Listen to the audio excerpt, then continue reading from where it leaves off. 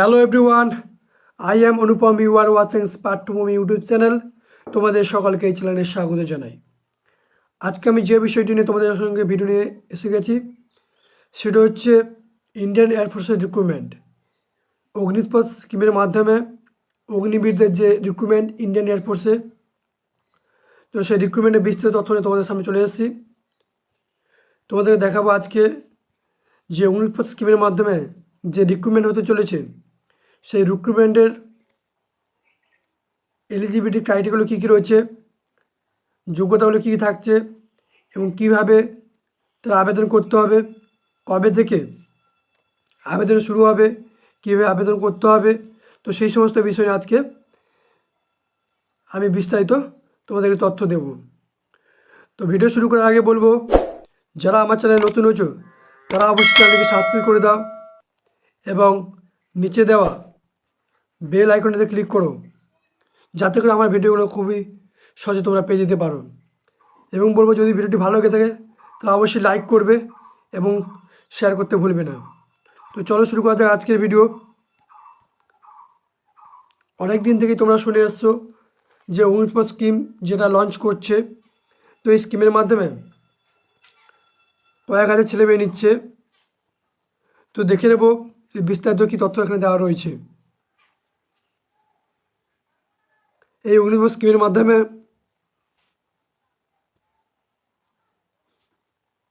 এখানে প্রায় 24শে জুন থেকে অ্যাপ্লিকেশন রেজিস্ট্রেশন শুরু হচ্ছে এবং শেষ হচ্ছে 24শে জুলাই 2022। ঠিক আছে, 24শে জুন থেকে 5ই জুলাই, 24শে জুন থেকে 5ই জুলাই হচ্ছে এর রেজিস্ট্রেশন ডেট এবং এক্সাম ডেট হচ্ছে 24শে জুলাই। তো দেখে নেব বিস্তারিত তথ্য।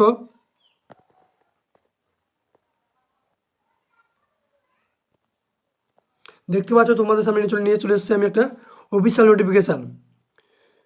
তো এই যে অনলাইন একটা কিনা অনলাইন বেসড একটা অ্যাপ্লিকেশন তোমাদেরকে করতে হবে, অনলাইন অ্যাপ্লিকেশন হবে। অ্যাপ্লিকেশানে করতে পারো https://indianairforce.nic.in এর মাধ্যমে অথবা https://careerindianairforce.cdscd এর মাধ্যমে। তো তোমাদের এখানে যে এক্সামিনেশন নেওয়া হবে সেটা হচ্ছে অগ্নিবীর বায়ু ইনটেক 0102 এই নোটিফিকেশনের মাধ্যমে বা এই হিসাবে। তো এটা শুরু হচ্ছে 24শে জুন সকাল 10টায় এবং শেষ হবে 5ই জুলাই সন্ধ্যা 7টায়। অনলাইন রেজিস্ট্রেশন এবং তোমরা রেজিস্ট্রেশন করতে পারবে। তোমাদেরকে রেজিস্ট্রেশন করার জন্য এয়ারফোর্সের অফিসিয়াল লিঙ্কে গিয়ে তোমাদেরকে সেখান থেকে ঢুকতে হবে অগ্নিপথবায়ু.csc.in এ। ঠিক আছে, ওখানে লগ ইন করে তোমরা অ্যাপ্লিকেশন করতে পারো। দেখে নেবো নেক্সট এবারে তোমাদের যে এসবের জন্য কী সমস্ত এলিজিবিলিটি ক্রাইটেরিয়া কী কী রয়েছে। না, এলিজিবিলিটি ক্রাইটেরিয়া হিসেবে এখানে রয়েছে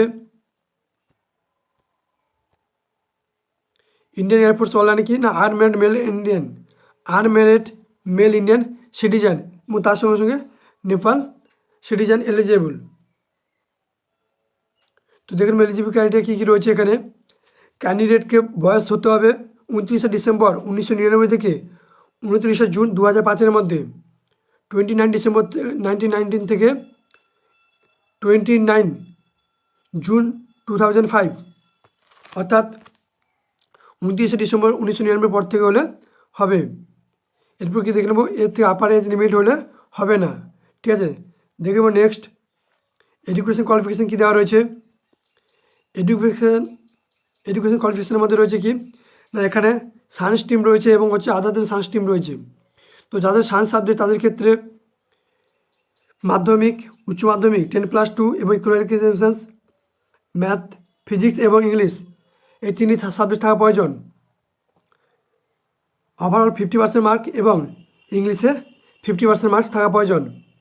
এর সঙ্গে সঙ্গে কি না, যদি কারোর এইচএস থাকে এর সঙ্গে সঙ্গে কী থাকা প্রয়োজন না হচ্ছে 3 years diploma course in engineering.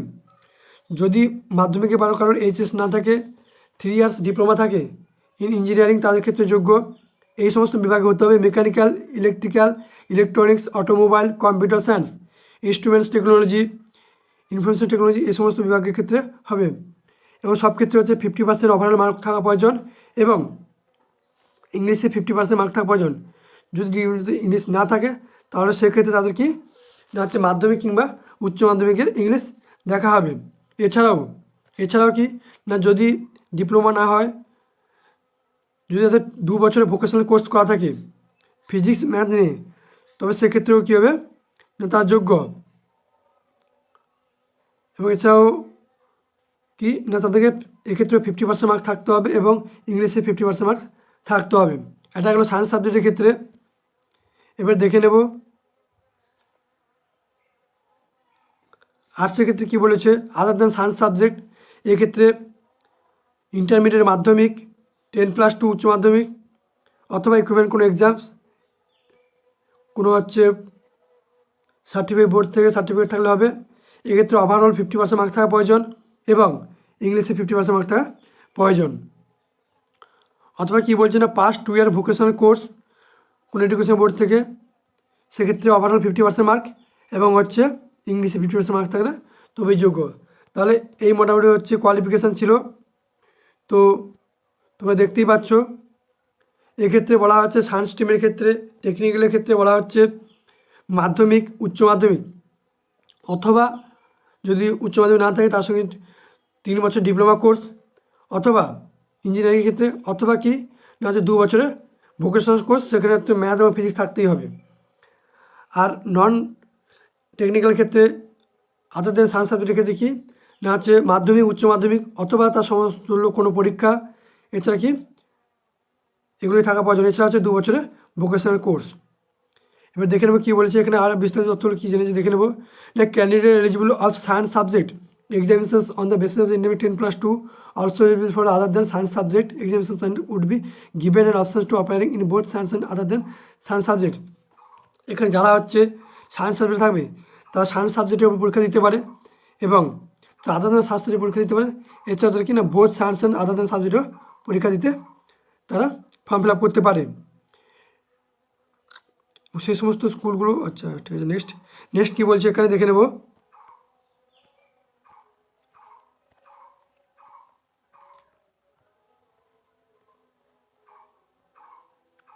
এক্ষেত্রে নেক্সট যেটা বলা হয়েছে, এক্ষেত্রে বলা আছে যে মার্কটা এভারেজ মার্কটা আছে 50% হতেই হবে। কারণ যদি 49.99% থাকে তাহলে সেক্ষেত্রে সেটা তাকে ধরা হবে না, ঠিক আছে। 50% থাকলেই তবেই তাকে সেটা 50% ধরা হবে। 59.9% থাকলে সেক্ষেত্রে 49% ধরা হবে। তো এক্ষেত্রে আজ যে সমস্ত জিনিসগুলো রয়েছে মেডিকেল স্ট্যান্ডার্ড যেগুলো দরকার, ম্যান্ডেটরি যে সমস্ত মেডিকেল স্ট্যান্ডার্ড, হাইট ক্ষেত্রে হাইট হচ্ছে 152.5 সেন্টিমিটার, চেস্ট 5 সেমি ফেলানোর ক্ষমতা থাকতে হবে, ওয়েট হাইট ওয়েট রেশিও অনুযায়ী থাকা প্রয়োজন এবং কোনো সার্জারি না যদি থাকে, কোনো কর্নাল সার্জারি না থাকলে যোগ্য। এছাড়াও শুনতে এবং বলতে পারা চাই এবং অবশ্য কি না হচ্ছে দাঁতের গঠন অবশ্যই ভালো হতে হবে। নেক্সট দেখে নেব এছাড়াও জেনারেল হেলথের ক্ষেত্রে ফিট থাকা প্রয়োজন, ঠিক আছে। ডিটেলস মেডিকেল স্ট্যান্ডার্ডস তোমরা পেয়ে যাবে অগ্নিপথ.bio.cds এই ওয়েবসাইটে গিয়ে। এছাড়া যে সমস্ত এলিজিবিলিটি ক্রাইটেরিয়া রয়েছে বা কন্ডিশনগুলো রয়েছে দেখে নেব। Consumptions of the narcotic drugs and the physiotherapy substance, অর্থাৎ কেউ যদি ড্রাগ অথবা কোনো ফিজিওথেরাপি যদি সাবস্টেন্স করার মধ্যে পাওয়া যায় সেক্ষেত্রে সে যোগ্য হবে না। অর্থাৎ কেউ যদি ড্রাগ নিয়ে থাকে তার যদি পরীক্ষা ধরা পড়ে, যদি বডিতে কোনো পার্মানেন্ট ট্যাটু থাকে, যদি পার্মানেন্ট কোনো ট্যাটু থাকে সেক্ষেত্রে তাকে নেওয়া হবে না, ঠিক আছে। যদি এবং কী বলা হচ্ছে না এক্ষেত্রে কেবলমাত্র শিখ ক্যান্ডিডেটের ক্ষেত্রে হচ্ছে তাদের হচ্ছে দাড়ি গোপ এরা থাকতেই পারে।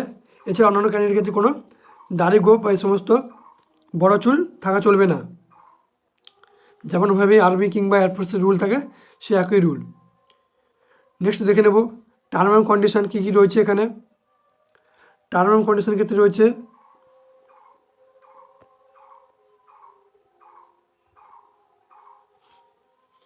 যে অগ্নিবীরদের ক্ষেত্রে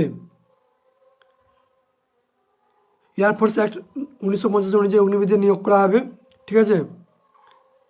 এটা একটা কি না ডিস্টিংস কোনো র্যাঙ্ক নয়, এটা একটা different from any other existing ranks. এখানে এদের যে এনগেজমেন্ট হবে এটা হবে 4 বছরের জন্য, ঠিক আছে, এটা হবে 4 বছরের জন্য। এবং 4 বছর ডিউটি করার পরে এদের মধ্যে 25% ছেলেকে নেওয়া হবে পার্মানেন্ট এনরোলমেন্ট ইন্ডিয়ান এয়ারফোর্স হিসেবে। Agniveer will not have any right two selected for further recruitment enrollment into the Indian Air Force. Selections of the Ognibir by would for further enrollment if any shall be at the distance in Indian Air Force. মানে কী বলছে না হচ্ছে further কোনো অগ্নিবীর হচ্ছে enrolment করতে হবে না, automatic তাদের এখান থেকে 25% ছেলেকে এখান থেকে নিযুক্তি করা হবে। এমপ্লয়িটি কী বলা হচ্ছে এখানে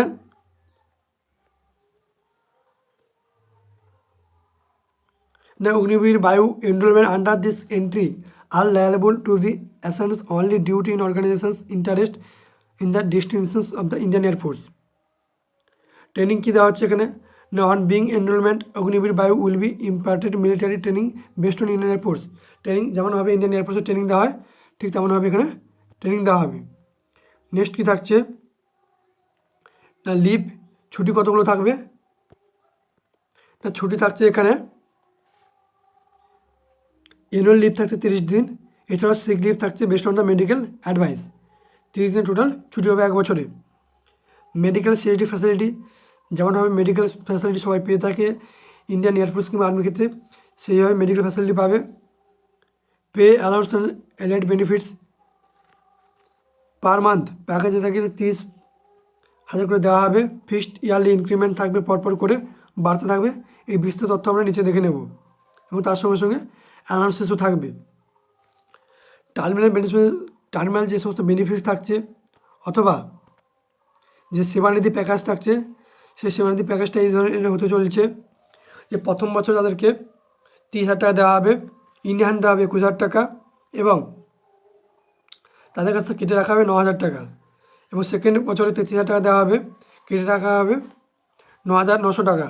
তো এইভাবে ইনক্রিমেন্ট বাড়তে থাকবে এবং গভর্নমেন্ট কী করে 30% টাকা এখান থেকে কেটে রাখবে এবং গভর্নমেন্টের তরফ থেকে আর 30% টাকা দেওয়া হবে।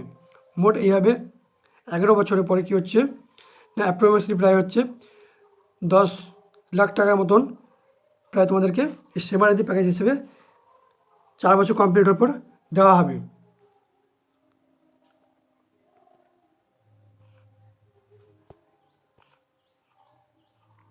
তো তোমরা দেখতে পাচ্ছ এখানে তোমাদের থেকে প্রায় কাটা হচ্ছে 5 লাখ টাকা, 5 লাখ টাকা এবং সরকার দিচ্ছে 5 লাখ টাকা, টোটাল প্রায় 10 লাখ টাকা তোমাদেরকে 4 বছর পর তোমাদেরকে এটা দেওয়া হবে। আর যেমন হবে হচ্ছে ফার্স্ট বছর 30,000, সেকেন্ড বছর 33,000, থার্ড বছর 37,500 এবং চতুর্থ বছর হচ্ছে 40,000 টাকা মাইনে দেওয়া হবে এবং অ্যাপ্রোভেশনলি এত টাকা তোমরা আছে সেবানিধি প্যাকেজ হিসেবে পাবে।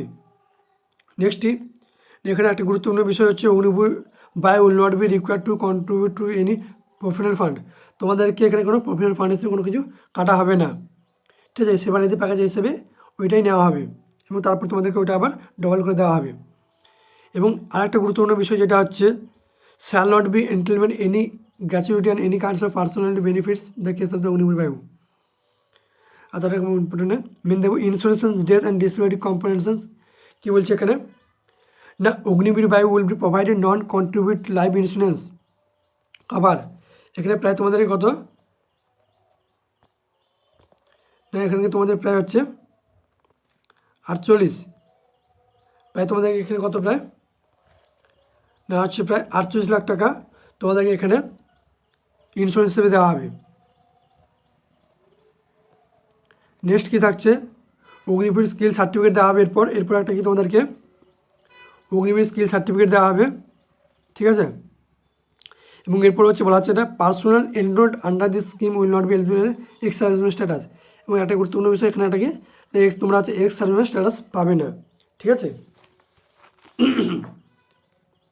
নেক্সট দেখব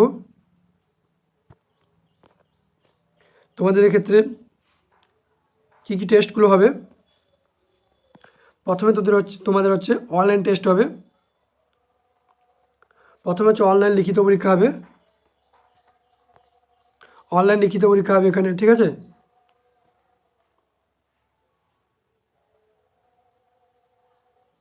তো তার জন্য তোমাদেরকে হচ্ছে কিছু জায়গায় অ্যাডমিট কার্ড ডাউনলোড করতে হবে এবং অ্যাডমিট কার্ড ডাউনলোড করে তোমাদেরকে পরীক্ষা যেতে হবে, সেই সঙ্গে তোমাদের ব্লু ব্ল্যাক পেন থাকা প্রয়োজন, আধার কার্ড ইত্যাদি থাকা প্রয়োজন। পরীক্ষা হবে কোন বিষয়ের উপর? সায়েন্স সাবজেক্টের উপর তাদের আছে 60 মিনিটের এক্সাম হবে, সেক্ষেত্রে ইংলিশ, ফিজিক্স এবং ম্যাথমেটিক্স থাকা প্রয়োজন। অবশ্য 10+2 CBSE বোর্ডের সিলেবাস অনুসারে এক্সাম হবে। আদার দেন সায়েন্স সাবজেক্ট, যাদের সায়েন্স সাবজেক্ট থাকবে না তাদের ক্ষেত্রে 45 মিনিটের এক্সাম হবে, এবং কী হচ্ছে না আছে সেলফ কম্পারেটিভ ইংলিশ থাকবে, তার সঙ্গে সঙ্গে 10+2 রিজনিং এবং জেনারেল অ্যাওয়ারনেস থাকবে। এছাড়া সায়েন্স সাবজেক্ট এবং আদার দেন সায়েন্স সাবজেক্ট যাতে একসঙ্গে এক্সাম দিতে পারবে সেটা হবে 85 মিনিটের এক্সাম, সেক্ষেত্রে ইংলিশ, ফিজিক্স, ম্যাথামেটিক্স এবং তার সঙ্গে সঙ্গে রিজনিং, জেনারেল অ্যাওয়ারনেস এগুলো থাকবে। এবং এক্ষেত্রে তোমাদেরকে হচ্ছে প্রত্যেকটার জন্য 1 মার্ক করে থাকবে, এবং ভুল হলে 0.25 মার্ক কাটা দেবে, অর্থাৎ নেগেটিভ মার্কিং থাকছে।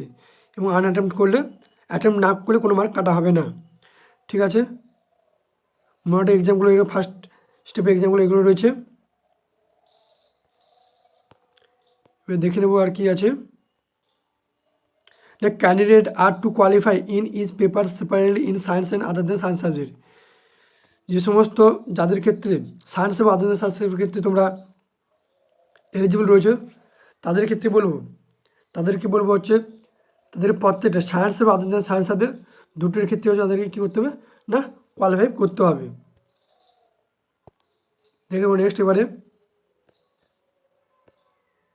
ফেজ 2 এক্সাম রয়েছে, তারপর ভেরিফিকেশান রয়েছে, তারপর পিইটি, পিএফটি রয়েছে। তো এখান থেকে আমরা দেখে নেব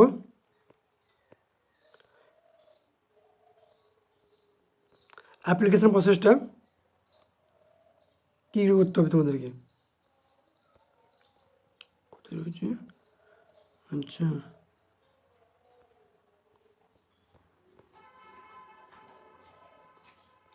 এক্ষেত্রে তোমাদেরকে অবশ্যই ক্লাস 10 বা মাধ্যমিকের হচ্ছে সার্টিফিকেট থাকা প্রয়োজন, পাস সার্টিফিকেট। তার সঙ্গে সঙ্গে উচ্চ মাধ্যমিক অর্থাৎ 10+2 এর সার্টিফিকেট, মার্কশিট থাকা প্রয়োজন। মার্কশিট লাগবে যেগুলো তোমাদেরকে হচ্ছে আপলোড করতে হবে, মাধ্যমিকের সার্টিফিকেট এবং উচ্চ মাধ্যমিকের হচ্ছে মার্কশিট, অথবা কি না 3 বছর যাদের ইঞ্জিনিয়ারিং ডিপ্লোমা থাকবে তাদের ক্ষেত্রে হচ্ছে মার্কশিট লাগবে, মার্কশিট তাদেরকে দিতে হবে। এবং যাদের ভোকেশনাল থাকবে তাদেরকে অবশ্যই মার্কশিট সাবমিট করতে হবে। এছাড়া তোমাদের কী কী লাগবে? পাসপোর্ট সাইজ ফটো থাকবে, যেটা থাকবে 10 KB থেকে 50 KBর মধ্যে। অবশ্যই যে পাসপোর্ট সাইজ ফটোটা তুলবে তোমরা অবশ্যই সেটা কী করবে না একটা স্লেট নিয়ে স্লেটে তোমাদের নাম লেখা থাকবে, এবং যেই তারিখে ছবিটা তুলবে সে ডেট লেখা থাকবে, সেইটা তোমাদেরকে এইভাবে হাতে ধরে সেই জিনিসটাকে ছবিটা তুলতে হবে। সেটা অবশ্যই হবে পাসপোর্ট সাইজ ফটো। এছাড়াও কী লাগবে তোমাদেরকে না হচ্ছে লেফট হ্যান্ড, বাঁ হাতের হচ্ছে বুড়ো আঙুলের ছাপ থাকবে, যেটা স্ক্যান করে নেবে তোমরা 10 KB থেকে 50 KBর মধ্যে। এছাড়াও তোমাদের সিগনেচার লাগবে 10 KB থেকে 50 KBর মধ্যে। এবং যদি ক্যান্ডিডেটের তোমাদের বয়স যদি 18 বছরের নিচে হয়ে থাকে সেক্ষেত্রে তোমরা কি না তোমাদের যে গার্ডিয়ান থাকবে সেই গার্ডিয়ানটা হচ্ছে সিগনেচার স্ক্যান করে নেবে। এছাড়া কী সমস্ত ক্রাইটেরিয়াগুলো লাগছে একবার দেখে নেব, কী কী ডকুমেন্টস লাগবে। এছাড়াও যে সমস্ত ডকুমেন্টসগুলো লাগবে এখানে, যে marks is indicating marks in English subject in diploma if applying on the basis of 3 years engineering diploma qualifying or in 10th or 12th English is not a subject in diploma। এখানে কী বলছে, যদি তোমাদের ডিপ্লোমাতে যদি English না থাকে সেক্ষেত্রে কী করা হবে, তোমাদেরকে 10 কিংবা 12 যে ইংলিশের মার্কস থাকবে মার্কশিট সেটা তোমাদেরকে ধরা হবে। এখানে আরেকটা গুরুত্বপূর্ণ বিষয় যেটা, এক্ষেত্রে তোমাদের হচ্ছে এক্সামের যে ফিজ সেক্ষেত্রে কত নেওয়া হবে, 250 টাকা করে এক্সামিনেশন ফিস নেওয়া হবে, সেটা হচ্ছে ফর্ম ফিল আপ রেট, সেটা হচ্ছে 250 টাকা করে। তোমরা সেটা ডেবিট কার্ড, ক্রেডিট কার্ডের মাধ্যমে পেমেন্ট করতে পারো। এছাড়া কিনা তোমাদের একটা হচ্ছে ভ্যালিড ইমেল আইডি থাকা প্রয়োজন, মোবাইল নাম্বার থাকা প্রয়োজন, যেটা তোমাদের হচ্ছে রেজিস্ট্রেশনের সময় লাগবে। এছাড়াও তোমাদের হচ্ছে আধার নাম্বার থাকা প্রয়োজন, তার সঙ্গে সঙ্গে আধার কার্ডটা তোমরা ওখানে স্ক্যান করে নেবে।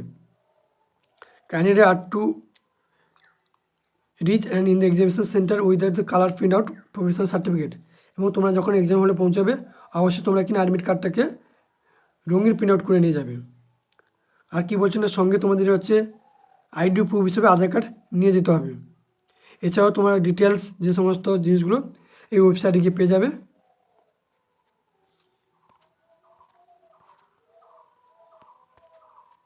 দেখে নেবো আর বিস্তারিত তথ্যগুলো কী রয়েছে। এছাড়াও এক্সাম হলে যাওয়ার সময় তোমাদেরকে কোভিড-19 যে সমস্ত সিচুয়েশান এগুলো মেনটেন করে চলতে হবে, মাস্ক পরে যেতে হবে, স্যানিটাইজার নিয়ে যেতে হবে। আর যে সমস্ত বিষয়গুলো আছে দেখে নেবো আরেকবার।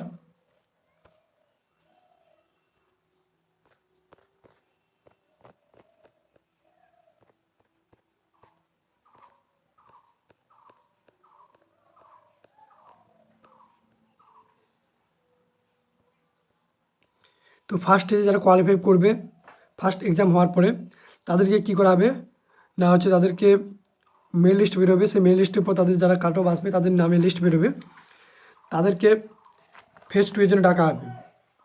ফেজ 2 এ যে সমস্ত সলিড লিস্টেড হবে তাদেরকে একটা নিউ অ্যাডমিট কার্ড দেওয়া হবে এবং সেই অ্যাডমিট কার্ড নিয়ে তারা ফেজ 2 এর এক্সাম দেবে।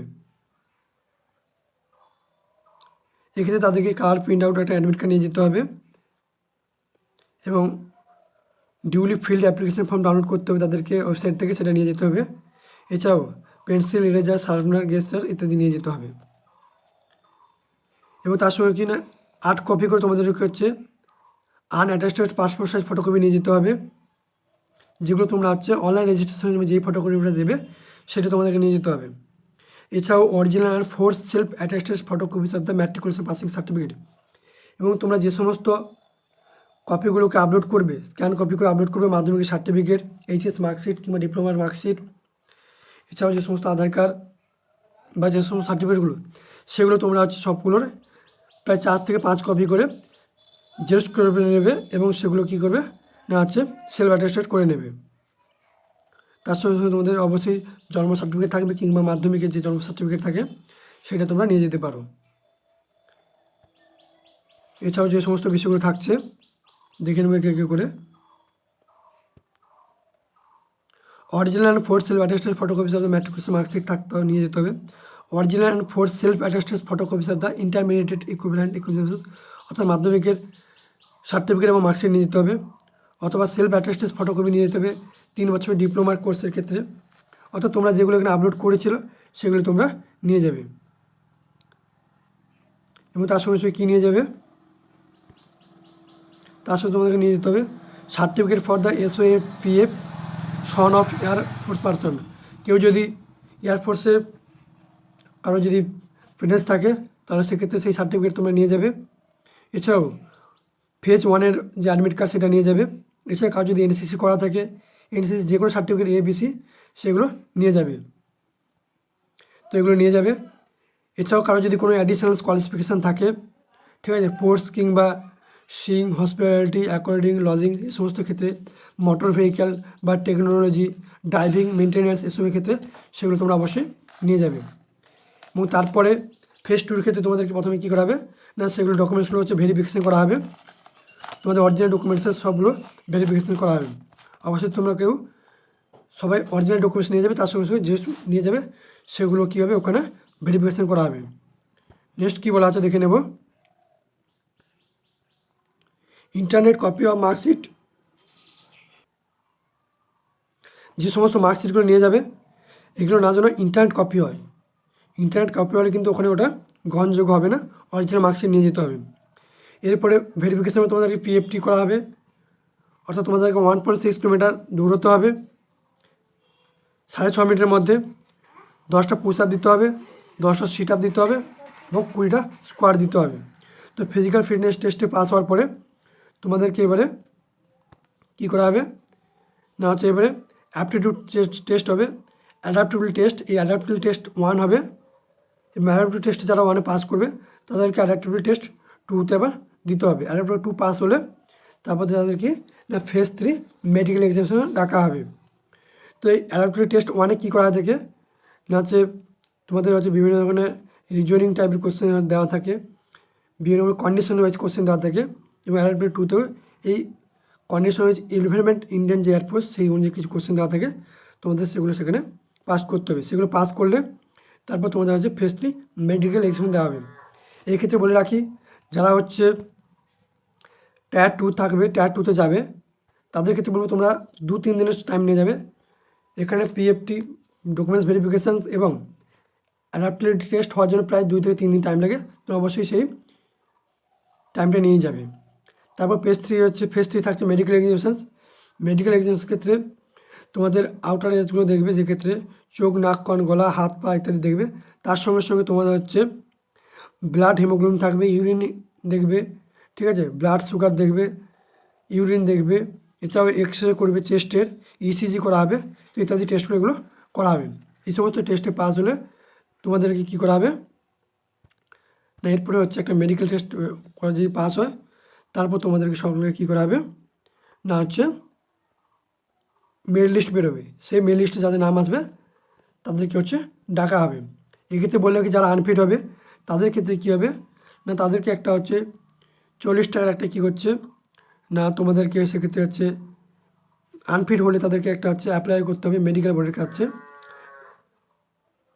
তো সেক্ষেত্রে তোমাদেরকে হচ্ছে 40 টাকার একটা কী করতে হবে, স্টেট ব্যাঙ্ক থেকে বা সেন্ট্রাল ব্যাঙ্ক থেকে তোমাদেরকে একটা ডাব টিকিট কাটতে হবে এবং সেটা তোমাদেরকে অ্যাপ্লাই করতে হবে আনফিটের জন্য, আনফিটে ফুল রিকমেন্ড করার জন্য। তো মোটামুটি এই ছিল অগ্নিবায়ু বিলের হচ্ছে সিস্টেমস। তো তোমরা যারা অ্যাপ্লাই করতে চাও অবশ্যই 24শে জুন থেকে 5ই জুলাইয়ের মধ্যে তোমরা অবশ্যই অনলাইনে রেজিস্ট্রেশন করে দেবে। এবং এর যে নিয়োগটা হয়ে যাবে 1 ডিসেম্বর থেকে। 1 ডিসেম্বরে মেন লিস্ট বেরোবে, তারপর হচ্ছে এবং 12ই ডিসেম্বর হচ্ছে কী হবে না, হচ্ছে মেন লিস্ট বেরোবে। 1 ডিসেম্বর মেন লিস্ট বেরোবে। তো সেক্ষেত্রে সে মেন লিস্ট নিয়ে যারা যাবে, ঠিক আছে, এবং কিছু স্ট্যান্ড বাই রাখা হবে। তারপর 12 তারিখে কী করা হবে, 12 ডিসেম্বর মেন লিস্ট বেরোবে। তো তাই বলবো তোমরা অবশ্যই যারা যেতে চাও অবশ্যই ফর্মটা ফিল আপ করে দাও এবং অবশ্যই তোমরা প্রিপারেশন শুরু করে দাও। এখানকার নন টেকনিক্যাল কোশ্চেনগুলো মোটামুটি সেরকম হার হয় না, ঠিক আছে, মোটামুটি তোমরা প্রিপারেশন করতেই পারো। আমি চ্যানেলে বিভিন্ন রকমের ভিডিওগুলো দেবো। তো জিকে এবং হচ্ছে রিজনিং এই সমস্ত কোশ্চেনগুলো দেবো, তোমরা এখান থেকে ভিডিওগুলো দেখে করে নিতে পারো। তো ভিডিওগুলো দেখে টুকটাক প্র্যাকটিস করতেই পারো তোমরা। তো দেখা হচ্ছে পরের ভিডিওতে। তোমার যদি কোনো কোথাও অসুবিধা থাকে বা তোমরা কোনো কিছু জানাতে চাও তাহলে অবশ্যই কমেন্ট করে জানাও। আর যদি ভিডিওটি ভালো লাগে তাহলে অবশ্যই লাইক করবে এবং তোমার বন্ধুদের মধ্যে শেয়ার করতে ভুলবে না। দেখা হচ্ছে পরের ভিডিওতে।